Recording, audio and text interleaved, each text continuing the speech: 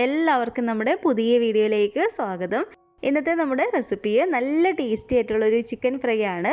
Chicken എപ്പോഴും ഒരേ രീതിയിലാണ് ഫ്രൈ ചെയ്യുന്നതെങ്കിൽ ഇതുപോലെ മസാല തയ്യാറാക്കിയിട്ടൊന്ന് ഫ്രൈ ചെയ്ത് നോക്കുക. എന്തായാലും നിങ്ങൾക്ക് ഇഷ്ടപ്പെടും. പുറമേ നല്ല മൊരിഞ്ഞ് അകം നല്ല ജ്യൂസി ആയിട്ടുള്ള ചിക്കൻ ഫ്രൈ ആണ്. നല്ല ടേസ്റ്റി ആയിട്ടുള്ള ഈ ഒരു ചിക്കൻ ഫ്രൈ എങ്ങനെയാണ് തയ്യാറാക്കുന്നതെന്ന് നമുക്കൊന്ന് നോക്കാം. ഈ ഒരു വീഡിയോ ഇഷ്ടപ്പെടുവാണെങ്കിൽ മറക്കാതെ തന്നെ ഒരു ലൈക്ക് ബട്ടണും കൂടെ ഒന്ന് ക്ലിക്ക് ചെയ്യണേ.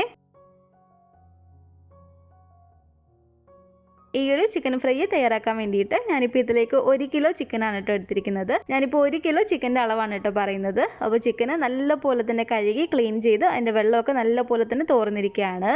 ചിക്കൻ്റെ ഈ ഒരു ലെഗൊക്കെ നല്ല പോലെ തന്നെ ഞാനൊന്ന് വരഞ്ഞെടുത്തിട്ടുണ്ട്. ഇനി നമുക്ക് ഈ ഒരു മിക്സിയുടെ ജാറിലേക്ക് ഞാനിപ്പോൾ ഇവിടെ ഒരു 8 അല്ലി വെളുത്തുള്ളി എടുത്തിട്ടുണ്ട്. ഇത്രയും വലിയ അല്ലി വെളുത്തുള്ളി ആയതുകൊണ്ടാണ് കേട്ടോ 8 എണ്ണം എടുത്തിരിക്കുന്നത്. തീരെ ചെറിയ അല്ലി ആണെങ്കിൽ നമുക്കൊരു 12 എണ്ണം വരെയൊക്കെ എടുക്കാവുന്നതാണ്. അപ്പോൾ ഈ ഒരു വെളുത്തുള്ളി ഞാൻ ഈ ഒരു മിക്സിയുടെ ജാറിലേക്ക് ഇട്ട് കൊടുത്തിട്ടുണ്ട്. പിന്നെ ഇതിലേക്ക് ഈ ഒരു വലിപ്പമുള്ളൊരു 3 കഷ്ണം ഇഞ്ചി എടുത്തിട്ടുണ്ട്. അതും കൂടെ നമുക്കിതിലേക്ക് ഇട്ട് കൊടുക്കാം. 2 ടീസ്പൂൺ അളവിൽ നമുക്കിതിലേക്ക് മല്ലിപ്പൊടി ചേർത്ത് കൊടുക്കാം. ചെറിയ ടീസ്പൂണാണ്, ടേബിൾ സ്പൂൺ അല്ല.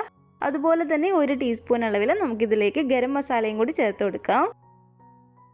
പിന്നെ നമുക്കിതിലേക്ക് വേണ്ടത് ഒരു 3 ടീസ്പൂൺ അളവിൽ കാശ്മീരി മുളക് പൊടിയാണ്. കാശ്മീരി മുളക് പൊടി തന്നെ ചേർത്ത് കൊടുത്താലേ നമുക്ക് ഈ ഒരു ചിക്കൻ ഫ്രൈക്ക് നല്ലൊരു കളർ കിട്ടത്തുള്ളൂ. മുളക് പൊടി നമ്മുടെ ഒരു എരിവിനനുസരിച്ച് കൂട്ടിയോ കുറച്ചോ ചേർത്ത് കൊടുക്കാം കേട്ടോ. ഇനി ഇതിലേക്ക് 1 ടീസ്പൂൺ അളവിൽ ചെറിയ ജീരകം പൊടിച്ചതാണ് കേട്ടോ ഇത്. അതും കൂടെ നമുക്കിതിലേക്ക് ഇട്ട് കൊടുക്കാം. പിന്നെ നമുക്കിതിലേക്ക് വേണ്ടത് ഒരു 3 ടേബിൾ സ്പൂൺ അളവിൽ തൈരാണ്. തൈരും കൂടെ ഞാൻ ഇതിലേക്ക് ഒഴിച്ചു കൊടുത്തിട്ടുണ്ട്. അതുപോലെ തന്നെ ഇതിലേക്ക് നമുക്ക് 1 തണ്ട് കറിവേപ്പിലയും കൂടി ചേർത്ത് കൊടുക്കാം. കറിവേപ്പില ഇതുപോലെ ചേർത്ത് കൊടുക്കുന്നത് ഒഴിവാക്കാതിരിക്കുക. ഈ ഒരു കറിവേപ്പിലയും കൂടി ചേർത്ത് കൊടുക്കുമ്പോൾ ഈ ഒരു മസാലയ്ക്ക് നല്ലൊരു മണമാണ് കേട്ടോ. അപ്പോൾ ഇനി ഇതെല്ലാം കൂടി ചേർത്തിട്ട് നല്ല പോലെ തന്നെ നമുക്കൊന്ന് മിക്സിയിൽ അരച്ചെടുത്തിട്ട് വരാം. ഇഞ്ചിയും വെളുത്തുള്ളിയൊക്കെ നല്ല പേസ്റ്റ് പരുവത്തിൽ തന്നെ അരയണം. ആ ഒരു രീതിയിൽ നമുക്ക് നല്ല പോലെ തന്നെ ഒന്ന് അരച്ചെടുത്തിട്ട് വരാം. ഇതിപ്പോൾ കണ്ടിട്ട് നല്ല പേസ്റ്റ് പരുവത്തിൽ ഇതുപോലെ വേണം നമ്മൾ അരച്ചിട്ടെടുക്കാൻ വേണ്ടിയിട്ട്. ഇത് നമുക്ക് വേറൊരു പാത്രത്തിലേക്ക് മാറ്റി കൊടുക്കാം.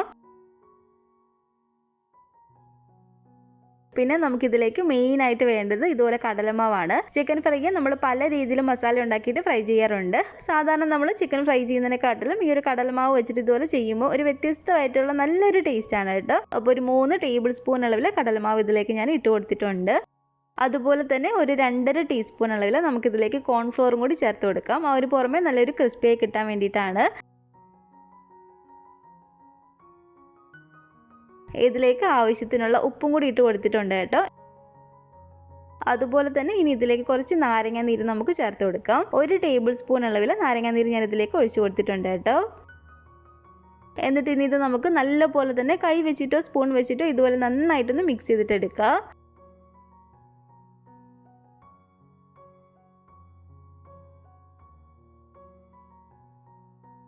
ഇതുപോലെ നന്നായിട്ടൊന്ന് മിക്സ് ചെയ്തതിന് ശേഷം ഇതിലേക്ക് ഇനി ലാസ്റ്റായിട്ട് നമുക്ക് ചേർത്ത് കൊടുക്കേണ്ടത് ഒരു കോഴിമുട്ടയാണ്. മുട്ടയും കൂടി ഇതിലേക്ക് ഒഴിച്ചു കൊടുത്തിട്ട് നല്ല പോലെ തന്നെ നമുക്കൊന്ന് മിക്സ് ചെയ്തിട്ടെടുക്കാം.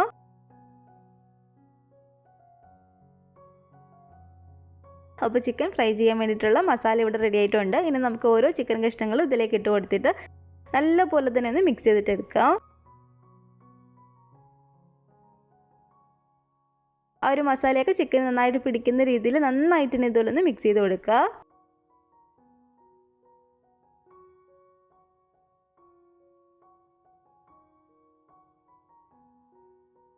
അപ്പോൾ ചിക്കനിൽ നല്ല പോലെ തന്നെ ഒരു മസാലയൊക്കെ ഞാനൊന്ന് തേച്ച് കൊടുത്തിട്ടുണ്ട്.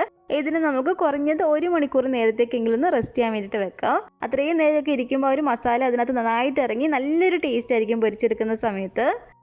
കുറച്ച് കറിവേപ്പില എടുത്തിട്ട് ഇതിലൊന്ന് കീറിയിട്ട് ഇതിൻ്റെ മുകളിൽ ഇട്ട് കൊടുക്കുകയാണെങ്കിൽ അത്രയും സമയം നമ്മളിതൊന്ന് അടച്ചു വെച്ച് കൊടുക്കുന്നില്ല. അപ്പോൾ ആ ഒരു കറിവേപ്പിലയുടെ നല്ലൊരു മണം ഉണ്ടാവും ഒരു ചിക്കന്.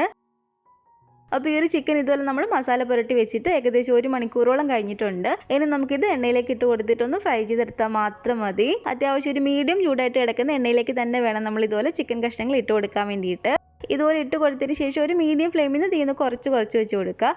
ആ ഒരു ചിക്കൻ്റെ ഉൾഭാഗമൊക്കെ നല്ല പോലെ തന്നെ നമുക്ക് വെന്ത് കിട്ടണ്ടേ. അപ്പോൾ ഒരുപാടങ്ങ് തീ കൂട്ടിയിട്ട് നമ്മളിത് ഫ്രൈ ചെയ്തിട്ട് എടുക്കരുത്. ഒരു സൈഡ് അത്യാവശ്യം ഒന്ന് മൊരിഞ്ഞ ഒരു മസാല ഒരു ചിക്കനിലൊന്ന് പിടിച്ചതിന് ശേഷം വേണം നമ്മളിതുപോലെ മറിച്ചിട്ട് കൊടുക്കാൻ വേണ്ടിയിട്ട്.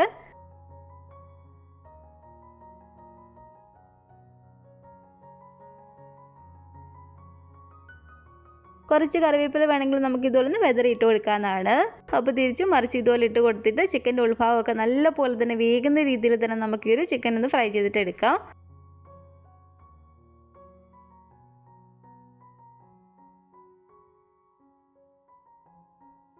അപ്പോൾ ഈ ഒരു ചിക്കൻ ഇവിടെ നന്നായിട്ട് തന്നെ ഫ്രൈ ആയി വന്നിട്ടുണ്ട്. നമുക്കിത് എണ്ണയിൽ നിന്ന് കോരി മാറ്റിയേക്കാം.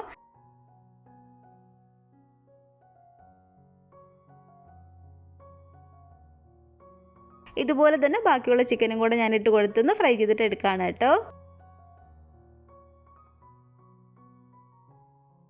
അപ്പോൾ ഈ ഒരു ചിക്കൻ എല്ലാം തന്നെ ഞാനിവിടെ ഫ്രൈ ചെയ്തെടുത്തിട്ടുണ്ട്. സാധാരണ ഒരു ചിക്കൻ ഫ്രൈ ചെയ്യുന്നതിനെക്കാട്ടിലും നല്ല ടേസ്റ്റി ആയിട്ടുള്ളൊരു ചിക്കൻ ഫ്രൈ ആണ് കേട്ടോ ഇത്. അപ്പോൾ ഈ ഒരു രീതിയിൽ നിങ്ങൾ ചിക്കൻ ഫ്രൈ ചെയ്ത് നോക്കിയിട്ടില്ലെങ്കിൽ തീർച്ചയായിട്ടും ഒന്ന് ട്രൈ ചെയ്ത് നോക്കാം കേട്ടോ. ഉണ്ടാക്കി നോക്കുന്ന സമയത്ത് നമ്മൾ ഈ ഒരു ചേർത്ത് കൊടുത്ത ചേരുവകളെല്ലാം തന്നെ ചേർത്ത് കൊടുക്കണേ. എങ്കിലേ ആ ഒരു കറക്റ്റ് ടേസ്റ്റ് നമുക്ക് ഈ ഒരു ചിക്കൻ ഫ്രൈക്ക് കിട്ടത്തുള്ളൂ. പുറമേ നല്ല മൊരിഞ്ഞ് അകം നല്ല ജ്യൂസി ആയിട്ടുള്ള ചിക്കൻ ഫ്രൈ ആണ്. എന്തായാലും നിങ്ങൾക്ക് ഇഷ്ടപ്പെടും കേട്ടോ ഈ ഒരു രീതിയിൽ ചെയ്ത് നോക്കുകയാണെങ്കിൽ.